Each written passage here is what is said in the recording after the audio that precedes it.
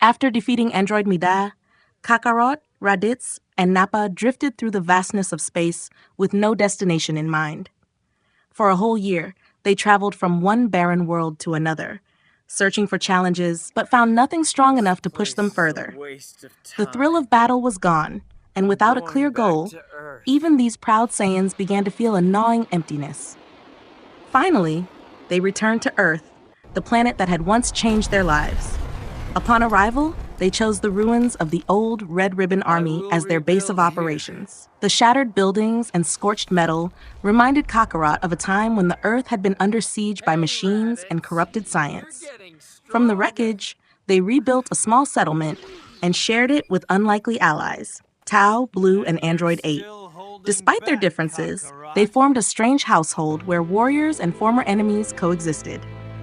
Meanwhile, Blue and Tau attracted attention from the outside world. A pharmaceutical company named Red Pharmaceuticals approached them with lucrative offers. In truth, this was no ordinary company. It was the hidden resurrection of the Red Ribbon Army.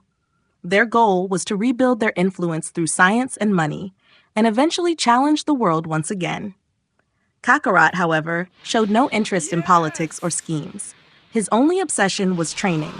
Within months, he ascended to Super Saiyan 2, pushing his body and mind to their absolute limits. But even that was not enough. Under the stern guidance of Tau, Kakarot explored an uncharted path, merging the primal rage of the great ape with the controlled might of a Super Saiyan.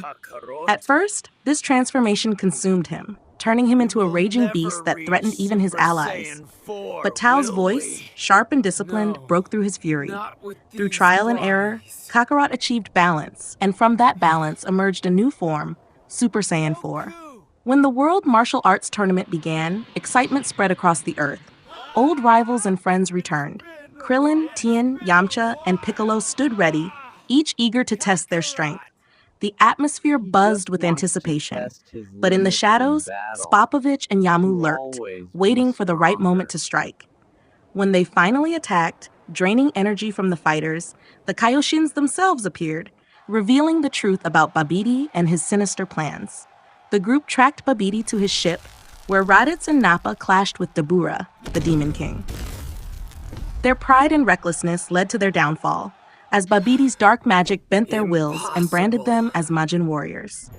Kakarot resisted the corruption, his resolve unshaken. With a roar that shook the heavens, he transformed into Super Saiyan 4 and battled his own comrades. The fight was fierce, filled with raw emotion, but Kakarot's power overwhelmed them. Babidi's hopes of reviving Majin Buu crumbled when Kakarot struck him down.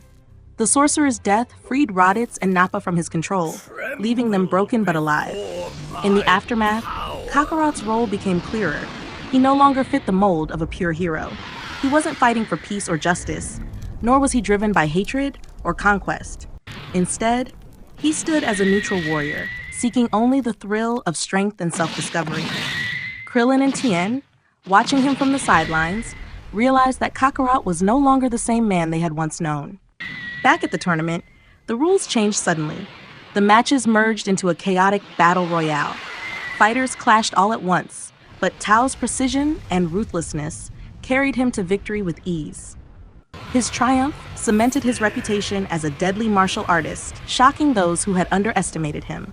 Far away, darker events unfolded. Dabura's death reverberated through the demon realm. His master, enraged, began to set plans into motion, plans that targeted the Dragon Balls themselves. Yet Earth was not defenseless. Krillin and Kami intervened, using courage and wisdom to prevent the relics from falling into demonic hands. Meanwhile, beyond the farthest stars, Vegeta pursued his own path. He sought out the new planet Namek, searching for hidden power and ancient secrets. Along the way, he crossed paths with enemies of immense strength, foes who tested his pride as a Saiyan prince. Each battle brought him closer to a single thought, the inevitable clash with Kakarot.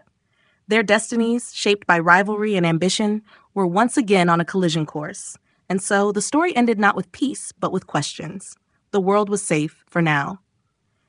Yet whispers of the demon realm, the schemes of the Red Ribbon remnants, and Vegeta's growing power in the void promised that greater storms were still to come.